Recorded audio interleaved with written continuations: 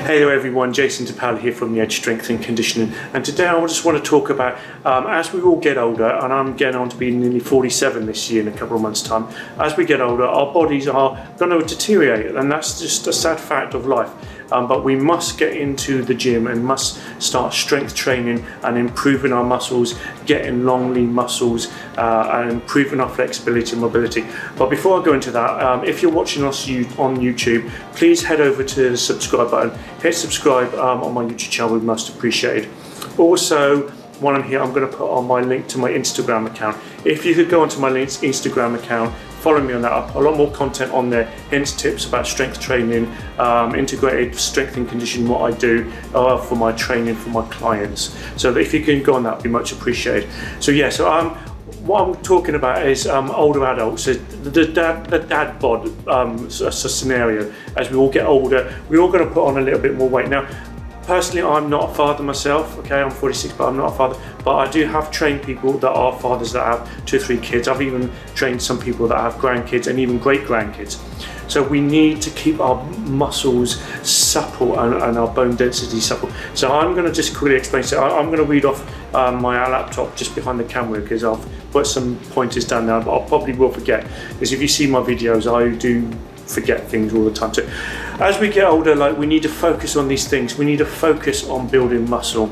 The more muscle you will build as you get older, the more stable body you will have. And as we get older, the more muscle mass you're going to have, it's going to help with your activities for everyday life. And I've mentioned this before. I want to get you stronger for your activities for everyday life.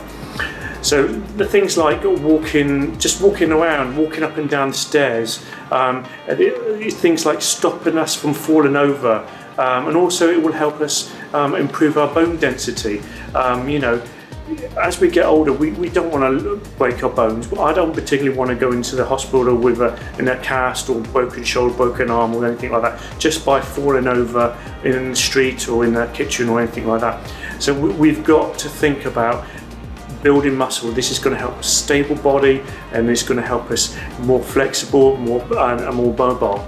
This is what I'm going to come on to now. So the next thing is really important is mobility and flexibility. And whenever I mention the word mobility, most people immediately lump this into the same category as flexibility. The two terms seem to be interchangeable, but yet they have different meanings, okay? So if you have ever wondered what the difference between mobility and flexibility are, we'll quickly explain it here now. So flexibility really refers to the ability of your soft tissue muscles to stretch, really.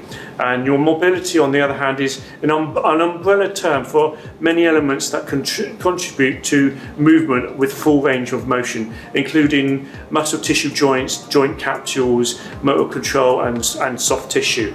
So in other words, flexibility is a part of mobility, and mobility is like an umbrella term that includes flexibility.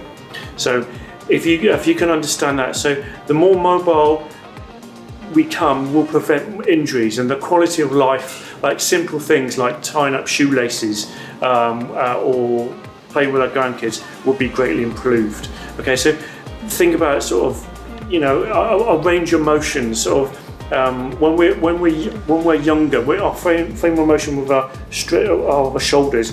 When we're 20s, we can go back in. As we get older, our range of motion is going to be less and less. So that's where the mobility part of it comes into it.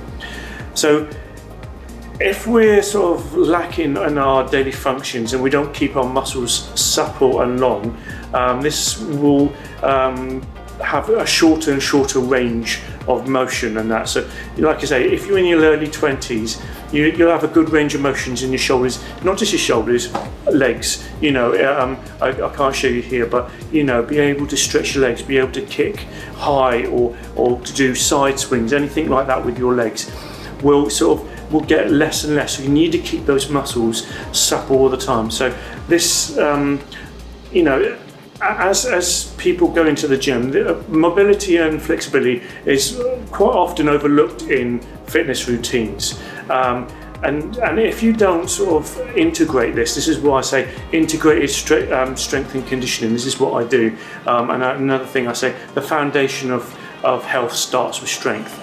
But mobility and flexibility is a very big part of a strength training routine and a resistance routine. Now, most people will go into the gym and will literally go onto the machines. I've seen people, they just go onto the machines and they just do single movement, and bicep curls and single things. Now, that's not going to get you very fit. It's not going to keep you supple and your muscles and your flexibility and your mobility. You've got to go out and start having big compound movements, start using a flexibility and mobility routine. Now, I've got an ebook coming out soon. I've got little videos on YouTube now, a few mobility exercises that you can do when you're getting older, like myself. So there are lots of things you can actually go on YouTube and research it. There is tons and tons of videos out there for mobility and flexibility, but what I want to do is keep this within a core group of myself and my clients and who is ever watching this. So the main points, as like I say, strength training is most important. Keeping our muscles supple, strong, keeping our core strong, keeping our flexibility, keeping our mobility strong. So like I say, you can play with your grandkids. You'd be able to, hopefully, if you're 40s, 50s and 60s, be able to touch your toes. I know a lot of people, even in their 40s, can't even really get down and touch their toes with their fingertips. They find it really, really difficult because the mobility is not there. Because if they go to the gym, they just sit down on a chest press machine, do that, go on a leg press machine, and then do that, and that's it. And the last thing I want to go on about is I just don't want you doing tons and tons of cardio, right? This is another thing I see all the time. People go into the gym, spend half an hour on the treadmill, half an hour on a cross trainer, just doing tons and tons of cardio.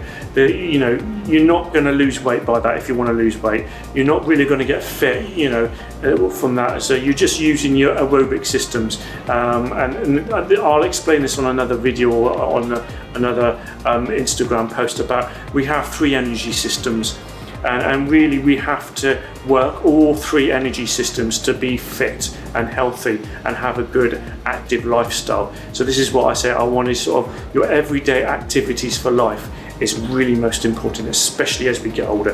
This is what I want to focus on as I get older with my clients. I want to focus on people in the 40s that haven't got that mobility, the flexibility and the strength. I've got loads of exercises, variations on all the movement patterns that I can help you with. So just please stop doing endless cardio in the gym. Get in there, do compound movements. I can definitely help you with that with an integrated strength and conditioning program and anything else like that. So if you like this video, I'm going to stop there. Please like and share. Please also go onto my Instagram account as well, like on that and share my Instagram with other people as well. And hopefully I'll see you on another video coming real soon.